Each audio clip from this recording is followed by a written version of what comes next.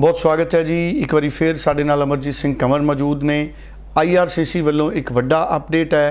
हुण जिहड़े refusal Canada तो आउणगे डिफरेंट कैटागरीज़ दे, चाहे टूरिस्ट वीज़ा है चाहे स्टूडेंट वीज़ा है, एक लैटर दित्ती जाएगी रिफ्यूज़ल का रीज़न जिहदे विच मैंशन होएगा। सो ये ते पूरी क्लैरिटी अमरजीत सिंह कंवर साडे नाल सांझी करनगे। कंवर साहब, मैं चाहूँगा पूरी क्लैरिटी सांझी करो। एक नया अपडेट IRCC की तरफ से, कनाडा हाई कमीशन की तरफ से, एम्बेसी की तरफ से आ चुका है कि अब जो रिफ्यूजल्स आपको आएंगे डिफरेंट कैटेगरीज के अंदर, चाहे वो टूरिस्ट वीज़ा की कैटेगरी है, चाहे स्टडी वीज़ा की कैटेगरी है, वर्क परमिट की कैटेगरी है, इनमें जो पहले रिफ्यूज़ल आते थे उन रिफ्यूज़ल से मोस्टली लोग कैलकुलेट नहीं कर पाते थे कि क्या रीज़न है इस रिफ्यूज़ल का। ज़्यादातर बच्चों को ये रीज़न आ जाता था कि आपके एकेडमिक्स मिसिंग हैं या फिर आप वापस कंट्री छोड़ के नहीं आएंगे। तो ऐसे रीजंस आते थे जिनका कोर रीज़न पता नहीं लगता था। फिर बच्चों को अपने GSM नोट्स या केप्स नोट निकलवाने पड़ते थे। फिर केप्स नोट महीने बाद आते थे, फिर उसमें से रीज़न पता लगता था, फिर उसके हिसाब से आप एप्लीकेशन को रीअप्लाई करने की सोचते थे। बट अब 29 जुलाई के बाद ये डिसीजन ले लिया है कनाडा हाई कमीशन ने, एम्बेसी ने, कि अब वीज़ा ऑफिसर के नोट्स जो हमें ज़्यादातर केप्स नोट के अंदर ही मिलते थे, अब वो डायरेक्टली आपकी रिफ्यूज़ल लेटर के ऊपर आया करेंगे। मतलब अब जो कनाडा की रिफ्यूज़ल लेटर अगर किसी की आएगी तो वो काफ़ी डिटेल्ड होगी, उसमें रीज़न होगा कि वीज़ा ऑफिसर आपको क्यों रिफ्यूज़ कर रहा है, और वो पर्टिकुलर रीज़न होगा। जस्ट जो रैंडम या कह लें कि जो उनके स्टैंडर्ड रिफ्यूजल्स रीज़न है वो नहीं होंगे। वीज़ा ऑफिसर का हैंड रिटन नोट जो केप्स नोट के अंदर मिलता था, अब वो आपके रिफ्यूज़ल लेटर के ऊपर ही आ जाएगा। उसके आने से एक तो ट्रांसपेरेंसी बढ़ेगी, आपको पता लगेगा कि आपकी फाइल किस पर्टिकुलर कारण के साथ रिफ्यूज़ हुई है, और आप अपनी फाइल को दोबारा से जल्दी से रीलॉन्च कर पाएंगे।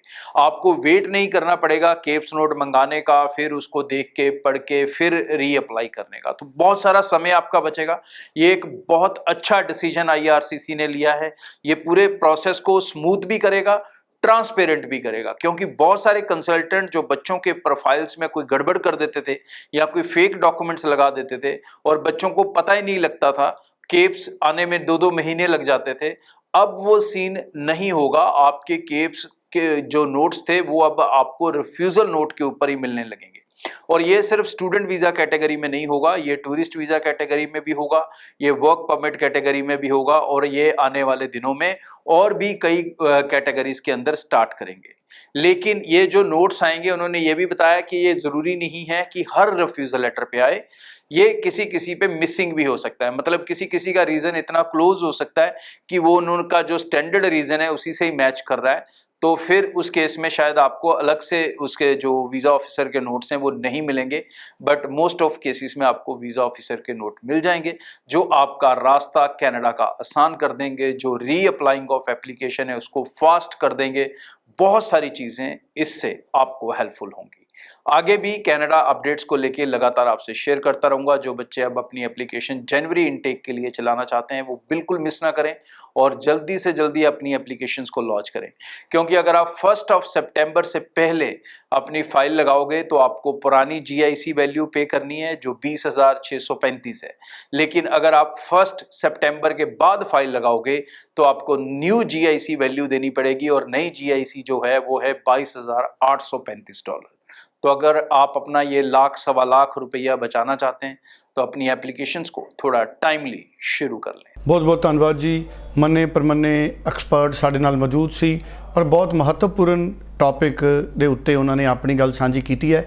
स्क्रीन दे उपर इस वक्त नंबर है, तुसी इस नंबर दे उत्ते कॉल कर सकते हो, तुसी नेड़े दे दफ्तर च विजिट कर सकते हो। कोई भी तुहानू कन्फ्यूजन है तो एक बारी टैलीफोन करो या निजी तौर पर दफ्तर जाके मिलो, पूरी कन्फ्यूजन दूर करो, फिर तुसी तय करो कि तुसी रीअप्लाई करना है, तुसी सितंबर इनटेक अप्लाई करना है, तुसी जनवरी इनटेक अप्लाई करना है। सो बिना तसल्ली कीते अपनी ज़िंदगी के फैसले ना करो। बहुत बहुत धन्यवाद।